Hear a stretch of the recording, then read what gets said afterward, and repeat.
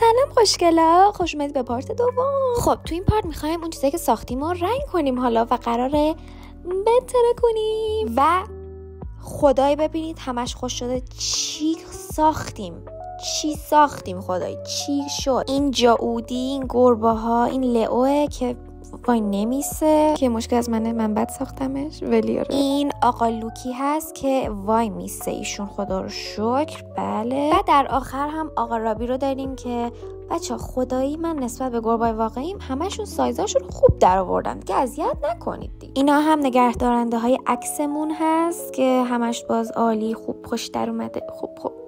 چی؟ خوب در اومده. اوف. و درسته گفته بود تا موقعی خوش نشده رنگ نذارید روش و درسته که گل من خوش نشد ولی من که باز رنگ کردم روشو. حالا دیگه از رنگ اکریلیک هم استفاده کردیم و اون صورتیه هم میخواستم درست کنم چون حالت آمبره بود و اینو بالمال بود دیگه. چندین تا توناژ مختلف هم درست کردم که چون مطمئن نبودم مثلا بخوام دقیقاً با کدوم برم پس چند تا درست کردم دیگه. ولی به نظر من شما حتما بذارید خوش بعد روش رنگ بذارید چون که خیلی ایده خوبی نبود حالا روی کله خیس رنگ گذاشتم ولی حالا عشق میکنید محتوا سازی رو واسهتون زاویه رو عوض کردم قشنگ بهتر ببینید. اصلا دیگه به من بگو یوتیوبر داداش. خب دیگه از موضوع داریم خارج میشیم دیگه. یکم شما ببینید منم یکم سکوت کنم.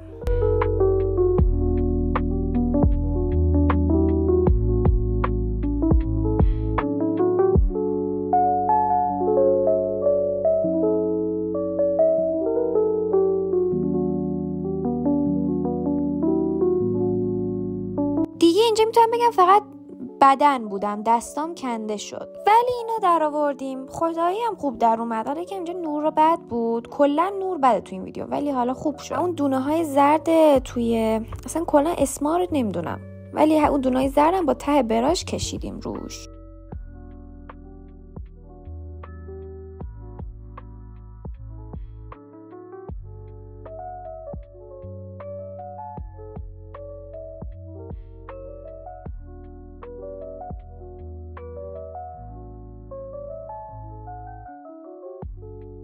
و ای خدا ته این در نمی اومد.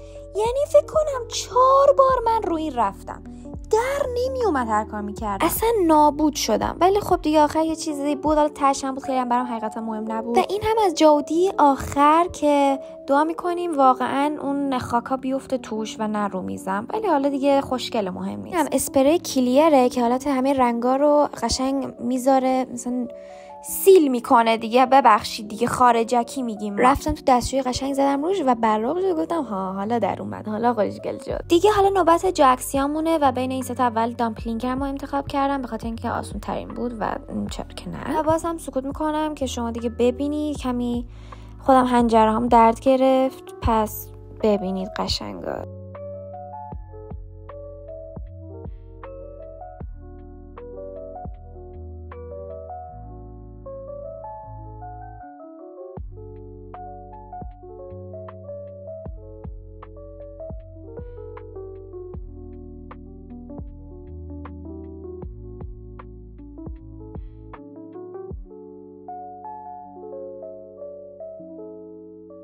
و این هم از جاکسی پولاروید خدامون.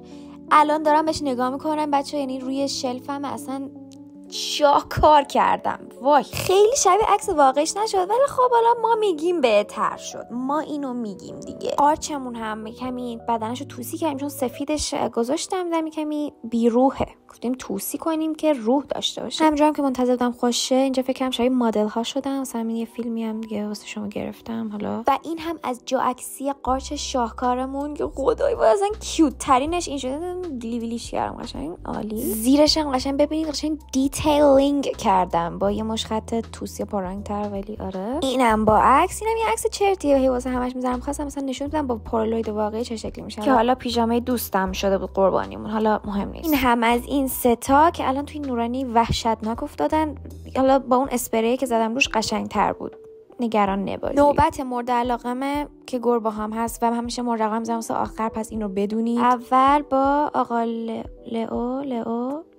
لئو شروع کردیم بخاطر اینکه سخت ترین بود. گفتم اثر رو زود بزنیمش کنار که واسه اون دوتا قشنگ با پشت کار بریم جلو. آره دیگه بازم سکوت میکنم ببینید شما.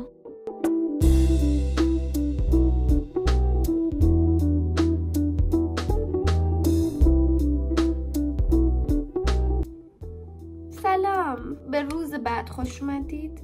من یک آلرژی وحشتناک به یک چیزی دادم، اصلا نمیدونم دارم دیوونه میشم و هر ثانیه دارم یک اشک میریزم. شما اصلا داره میترکه، ولی باید این انجام بدیم. پس بریم. خب در واقع اینجا دیگه بازم میگم دیتیلینگ انجام دادیم روی گربا، مثلا شکماشون و خطای رو بدنشون. دیگه نمیخواستم این گربه واقعی بشه. خب سعی کردم یکم شبیهشون هم بشه دیگه، ولی آره اینم صورتش الان دیگه انجام میدم و آره.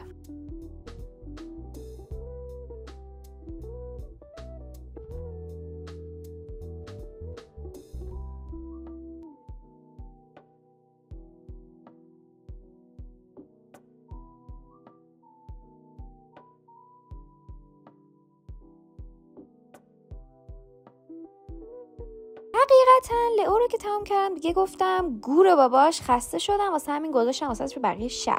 ولی خب اینو تمومش کردم دیگه. آره. ولی بین اون زنان یه کاری باحالی کردم. وایسا. تا اینجاش رفتم جلو، ولی حالا وقتی تموم شد واسهتون تو ویدیوی بعدی میذارم. ولی حالا دیگه حالا اگه خوشتون اومد کامنت چیزی بگیرم.